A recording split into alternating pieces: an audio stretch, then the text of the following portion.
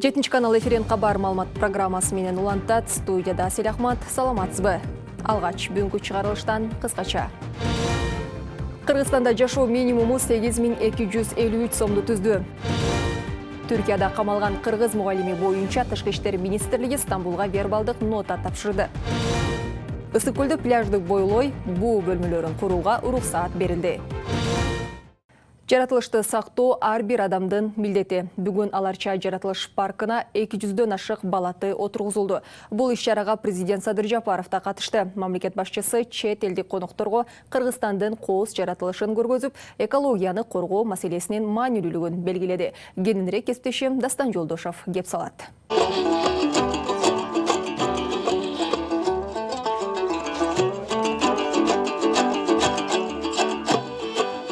Бүгүн Аларча жаратылыш паркына балаты көчөттөрү отургузулду. Бул иш-чара Бишкек плюс 25 саммитинин туруктуу өнүгүү үчүн глобалдык тоо диалогу эл аралык конференциясынын алкагында өткөрүлүүдө. Иш-чарага өлкө башчы Садыр Жапаров да катышты. Мамлекет башчысы алгач ар бир облустун атынан жарманкеге катышып жаткандарды көрүп, алардын продукциялары менен таанышып чыкты. Белгилей кетсек, бул жарманкеге Кыргызстандын улуттук тамак аштарынан тарта кийим-кече, буюмдар да жайгаштырылган.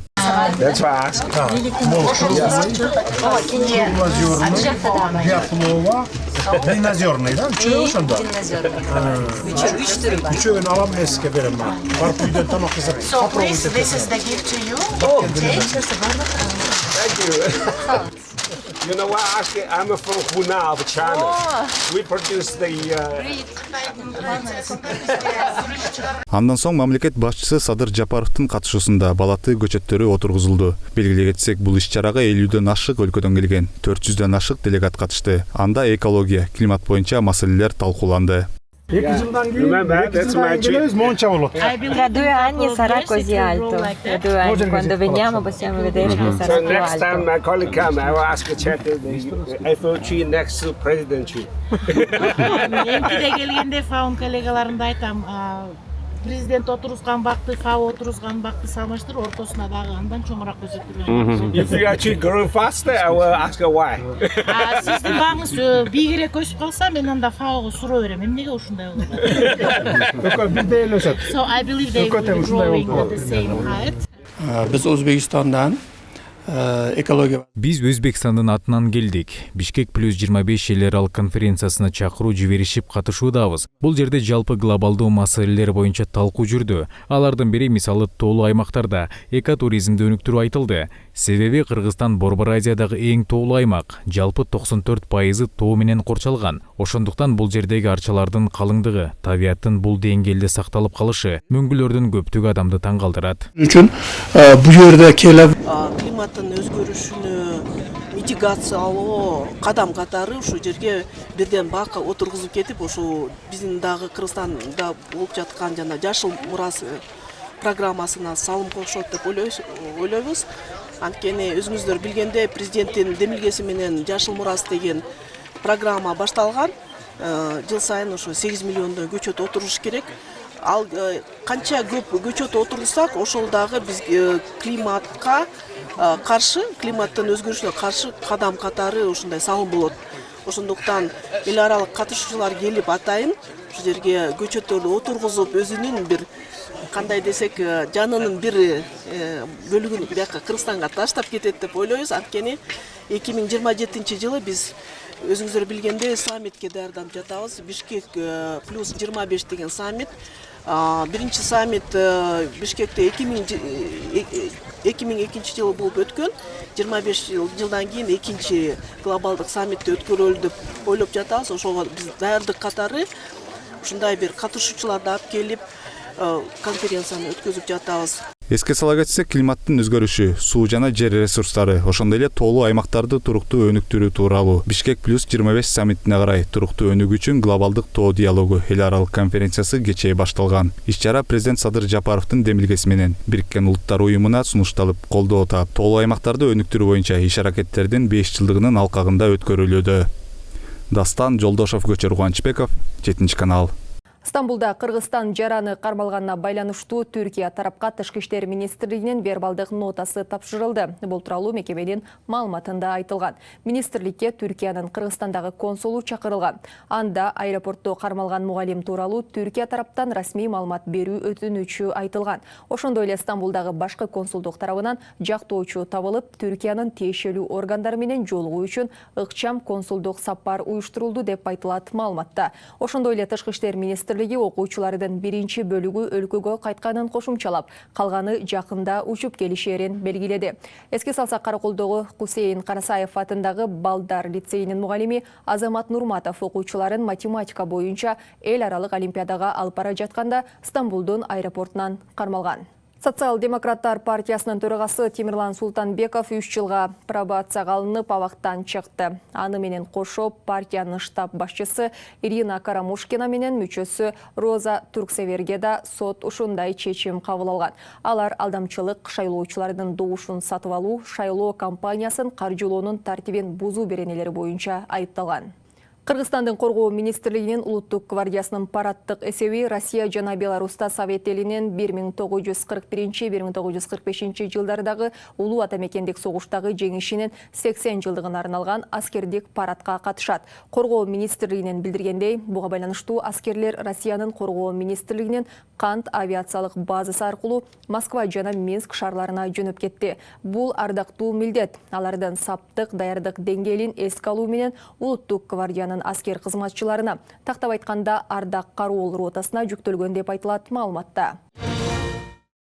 Ысык көлдүн жээктеринде объектилерди курууга уруксат берилет. Бул тууралуу буйрукка министрлер кабинетинин төрагасы Адылбек Касмалиев кол койду. Документке ылайык өзгөчө учурларда суу четинен 100 метрлик жерге объектилерди курууга болот. Бирок алар капиталдык курулуш болбошу керек. Эми ысык көлдүн жээгине пирсте жуунуучу зонасы жок буу бөлмөлөрүн, бар текчелери жана саркынды сууну тазалаган системасы менен коомдук ажатканаларды курса болот. Туристтик кызматты жакшыртып, келгендер үчүн ыңгайлуу эс алууну камсыз кылуу үчүн аталган сунушту буга чейин мамлекеттик курулуш киргизген. Кыргызстанда жылдын биринчи жарымында жашоо минимумунун орточо көлөмү жан башына 8253 сомду түздү. Бул тууралуу улуттук статистикалык комитеттин маалыматында айтылат. Бул өткөн жылдын ушул мезгилиндеги көрсөткүчкө салыштырмалуу 6,2% өскөн. 2024 жылдын биринчи жарымында жашоо минимуму 7769 сомду түзгөн. Мамлекеттик кызматкерлер өкмөттүк 3 гезитке милдеттүү жазылышы керек. Тиешелүү тескемеге министрлер кабинетинин төрагасы Адылбек Касмалиев кол койгон. Анда 2025 жылга карата мамлекеттик гезиттерге жазылууну уюштурууга жооптуу адамдардын тизмеси бекитилген.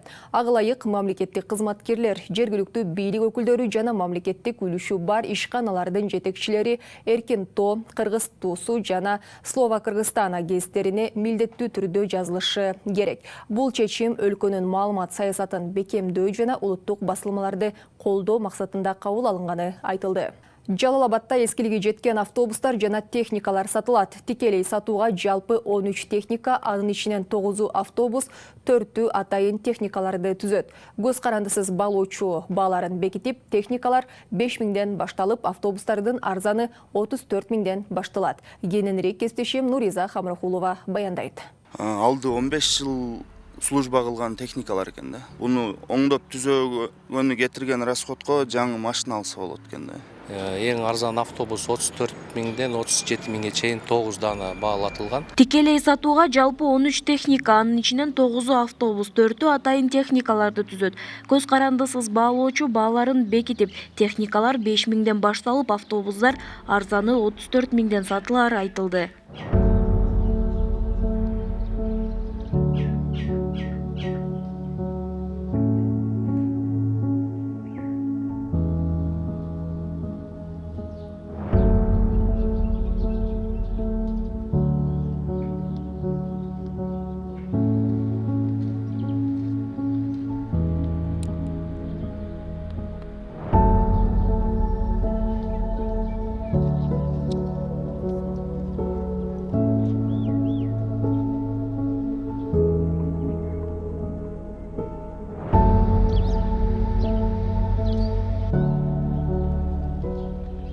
анан эскилиги жеткен. Ошондуктан бизге муниципалдык автобаза кайрылган. Анан биз шаардык кеңешке сунуштагандан кийин макулдук алгандан кийин көз карансыз баалоочуга тендер аркылуу жарыя берип туруп баалатканбыз. Анан ошо өздөрүнүн тарифтерине ылайык эскилиги жеткен техникалар баалатылган. Эң арзан автобус 34 миңден 37 миңге чейин 9 дана баалатылган. Андан сырткары тазалык мекемесинин эски техникалары 4 дана 10 миңден 25 миңге чейин баалатылган. 2013 жылы Жалал Абад шаарына Кытай Эл Республикасынан жардам катары 16 автобус берилип, шаар каттамында жүргөн. Акыркы 3-4 жылдан бери мурунку автобустар чыкпай калган. Чындыгында бул техникалар эскилиги жетип жараксыз экен. Ошон үчүн биз туруктуу комиссия жеринен көрүп, анан сессияга жолдогонбуз. Бааларын кантип бекиттиңиздер? Анан ал баага 1,5 алабы? Анын бааларын ошо туруктуу комиссия өздөрү бекитеткен. Сиз туруктуу комиссиядан мүчөсүз? Мүчөбүз. Туруктуу комиссия эмес, мүлк башкармалыгы бекитеткен анын бааларынчы. Өздөрү. Ал жака депутаттардын тиешеси жок. Баалары боюнча. Жок, баалары боюнча биздин тиешебиз жок. Биз действительно ушул техникалар жараксызбы, жараксыз эмеспи, ошону көрүп береткенбиз болду. Сессияга жолдодук. Комиссия түзүлүп тур да бул боюнча, анан комиссия эмне жумуш аткарат? Бизге биздин комиссия ушу курулуш эме боюнча комиссияда депутаттардын алдында. Ошол бизге буларды тикелей сатуу боюнча мурда аукционго койдук эле, эч ким албады. Комиссия карап бериңиздер.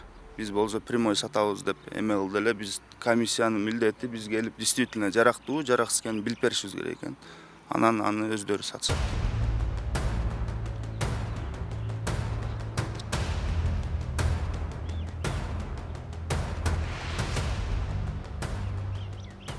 Эки жолу аукционго берилди, бирок катышуучулар жок болгондуктан ошого биз түздөн түз сатууга кеңешке сунуш бергенбиз. Кеңеш макулдук бергенден кийин эми тикелей сатууга боюнча иш аракеттер жүргүзүлөт. Эске салсак, 2023 жылы шаар күнүнө өлкө башчы 50 автобус белекке берген, ал эми шаар бюджетинен 10 электробус сатып алынган. Нуриза Хамракулова, Шайыр Зайырбек уулу, 7 канал, Жалал Абад шаары. Бүгін Бишкекте өзгөчө кырдаалдар министрлигине Азербайжан өлкөсүнүн элчиси 10 өрт өчүрүүчү унаат тапшырды. Иш-чарага өзгөчө кырдаалдар министри Азербайжан өлкөсүнүн Кыргызстандагы элчиси Латиф Сейфадин Оглы Кандилов жана министрликтин өздүк курамы катышты. Алынган унаалар жетишсиз болгон частарга пайдаланууга берилет. Толугу менен кесиптешим Шахра Жоробекова даярдаган материалда. Тестор, бизден ортого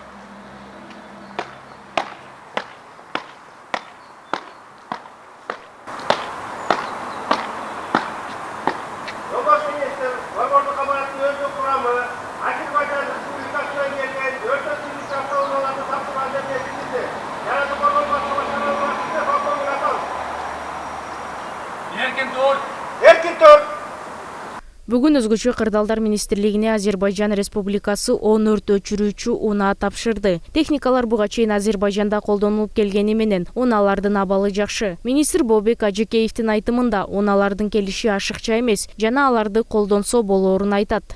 Азербайжан мамлекети менен алардын өзгөчө кырдаалдар министрлиги менен тыгыз иштеп баштап, бул эми мындай караганда муну чынында как белек катары эле караш керек. Себеби дегенде алдын ала эч кандай даярдоо жумуш деле болгон жок, эч кандай бир сураныч деле же кайрылуу деле болгон жок. Бул сөздөн сөз эле отуруп ушундай ушу Кыргызстанга биз 10 машина белек кылалы деп атабыз. Силер кандай дейсиңер дегенде биз болуптур, эми белек болот болсо биз макулбуз деп муну алдык. Анан азыр өзүңүздөр көрүп атасыздар, технический состояние аябай жакшы. Одан кийин биз Кыргызстан боюнча частарга керектүүлүүчү частарга бөлүп беребиз. Алынып келинген унаалардын башкаларга салыштырмалуу көлөмү 2 тоннага көп. Алардын ичинен бир унаасына 9 тонна суу жана 2 тонна көбүк батат. Бул техникалар жетишпеген бөлүмдөргө жеткирилет. Анан бул жерден эми келген бул унаалар, өрт өчүрүү унаалар. Биздеги азыркы биздин өз өрт өчүрүү куткаруу бөлүктөрүндө бар унаалардан да айырмачылыгы деле жок. Бул жерде бир эле айырмачылыгы болбосо, бул жерден ошо 9 өрт өчүрүү унаасы, бул именно биздеги барлар, баягы эмесине туура келген. Бизде деле ушундай, просто көлөмү, суу кууган көлөмү кичине көбүрөөк бул жерде. Бул 8 тонналык болсо, биздегилердики азыр 6 тонна да, КамАЗдын үлгүсүндө. Калганын ичиндеги бүт эменин баары бирдей эле келет да. Анан бүгүнкү күндө биздин өрт өчүрүүчү кызматкерлерибиз, ушуну айдаган, унан айдаган баягы айдоочуларыбыз буну кыйынчылык көрбөйт да. Баягы жаңы келди, мындай өзгөрүү деп эчтекени үйрөтүүсү керек жок. Муну уже билген уна колдонот. Азербайжандын Кыргызстандагы элчисинин айтымында, эки өлкө бир тууган мамиледе болуп, мындай кызматташтык буга чейин да жүргүзүлүп келгенин баса белгиледи. Ал кандай жардам керек болсо, дайыма көмөк көрсөтүүгө даяр экенин билдирди. Азербайджанская сторона. Бул чечим президент Ильхам Гейдарович Алиевдин тапшырмасына ылайык аткарылды. Биз бир тууган элбиз. Эгерде Кыргызстан тарапка колдоо керек болсо, биз ар дайым даярбыз. Биздин жалпы тарыхыбыз, маданиятыбыз, салт саналарыбыз бир. Ошондуктан биз бири-бирибизге колдоо көрсөтүүбүз керек. Что-то нужно чем-то поддержать, мы всегда готовы. Шахра Жоробекова, Үсөн Камчыбеков, 7 канал. Кыргыз балын урдоого шектелген япониялык ауышкага эң жакшы кымбаттелген бал белекке берилгенин Central Asia басылмасы жазды. Осако шаарынын 83 жаштагы тургуну 16 апрелде Экспо 2025 жарманкесинде уурулукка шектелип кармалган. Эртеси полиция улгайган адамды кечирим суратуу үчүн Кыргызстандын павильонуна алып келген. Жарманкеде иштеген кыргызстандыктар досу жок экенин айтып, полициядан ал кишини кое берүүсүн суранышкан. Мындан тышкары ауышкага ардактуу конокторго бериле турган эң жакшы кымбат балдан белек кылышкан. 21 апрелде Баткен шаарында Баткен 4 аймакты өнүктүрүү үчүн санариптик чечимдер аталышындагы стартап хакатондун финалдык беттеши болуп өттү. Иш-чара 18 марттан 21 апрелге чейин уланып, жалпысынан 90 катышуучу катышты. Жыйынтыгында финалга 15 команда чыгып, өз идеяларын жана санариптик чечимдерин сунуштады. Хакатондун негизги максаты жаштардын инновациялык демилгелерин колдоо аркылуу Баткен жергесинин өнүгүшүнө салым кошуу. Иш-чара инновациялык технологиялар менен аймактык маселелерди чечүүгө багытталгандыгы айтылды. Программа алкагында катышуучулар бизнес идеяны түзүүдөн тартып, минималдуу даяр продуктуну иштеп чыгууга чейинки этаптарды өттү. Ошондой эле менторлор менен иштеп, өз долбоорлорун жакшыртууга мүмкүнчүлүк алды. Иш-чара Исхак Разаков атындагы Кыргыз мамлекеттик техникалык университети менен Баткен мамлекеттик университети тарабынан Германия эл аралык кызматташтык уюму, министрлер кабинетине караштуу интеллектуалдык менчик жана инновациялар боюнча мамлекеттик агенттиги жана эл аралык электро байланыш союзунун колдоосунда өткөрүлдү. Кыргыз алтын ишканасы 2024 жылдагы Кумтөр Gold Company жабык акционердик коому ишмердүүлүгү боюнча отчетту карап кабыл алды. Компания алтын сатуу аркылуу $989 миллион киреше тапкан. Бул пландагы $739 миллион бир кыйла жогору. Компаниянын башкармалыгынын төрагасы Бузурман Субанов билдиргендей, 2024 жылы өндүрүш пландалган деңгээлден жогору аткарылган. Тоо кен иштеринин көлөмү 189 миллион тонна түзүп, 12 тонна 552 килограмм алтын өндүрүлгөн. План 12 тонна 509 килограмм болчу. Демек коюлган максат ийгиликтүү аткарылды деди ал. Ошондой эле ал бюджетке дээрлик $185 миллион же 16 миллиард сом салык жана башка милдеттүү төлөмдөр төгүлгөнүн белгилеп, компаниянын таза кирешеси дээрлик $398 миллион түзгөнүн кошумчалады. Бул көрсөткүчтө пландалган дээрлик $186 миллион дээрлик 2 эсе жогору. Кыргыз алтын ачык акционердик коомунун төрагасы Кубат Абдраимов 2025 жылдагы негизги милдеттер катары жер алдынан алтын казуу, тоголок кенин өздөштүрүү, жаңгарт аймагында геологиялык чалгындоону улантуу жана калдык сактоочу жайды кайра иштетүү долбоорун ишке ашырууну атады. Ошондой эле коопсуздукту камсыздоо, кызматкерлерди окутуу жана түзүмдүк бөлүмдөрдү текшерүүгө өзгөчө көңүл буруу зарылдыгын белгиледи. Эске сала кетсек, Кыргыз алтын ачык акционердик коому Кумтөр Gold Company жабык акционердик коомунун 100% акциясына ээ болгон жалгыз акционер болуп саналат. Күн мурун Өзбекстандын Улуттук университетинде Чыңгыз Айтматов түрк дүйнөсүнүн жалпы мурасы деген темада эл аралык илимий адабий конференция өттү. Бул иш-чара Кыргызстандын Улуттук жазуучулар союзунун Өзбекстанга болгон иш сапарынын алкагында Өзбекстандын жазуучулар союзу менен биргеликте уюштурулду. Конференциянын башталышына чейин катышуучулар Ташкент шаарындагы Чыңгыз Айтматов көчөсүндө улуу жазуучуга арналган эстеликке гүл коюшуп, аталган университетте уюштурулган Чыңгыз Айтматов жана Өзбекстан аттуу экспозиция менен таанышты. Иш-чаранын алкагында Каныбек Иманалиевден Кыргыз Наме жана Роза Айтматованын Кат келди аттуу китептеринин өзбек тилиндеги бет ачары өткөрүлдү. Иш-чаранын соңунда Чыңгыз Айтматовдун 100 жылдык маарикесин дүйнөлүк деңгээлге белгилөө жана 2028 жылды Бириккен Улуттар уюму тарабынан Айтматов жылы деп жарыялоосун ушул каптаган резолюция кабыл алынды. Мына ушундай маалымат менен биз бүгүнкү программабызды жыйынтыктайбыз. Сиздер Кабар маалымат программасын көрдүңүздөр. Студияда мен Асель Ахмат жана кесиптешим режиссердук пультта Талас Аманбеков болду. Алдыдагы эс алуу күнүңүздөр жагымдуу өтсүн.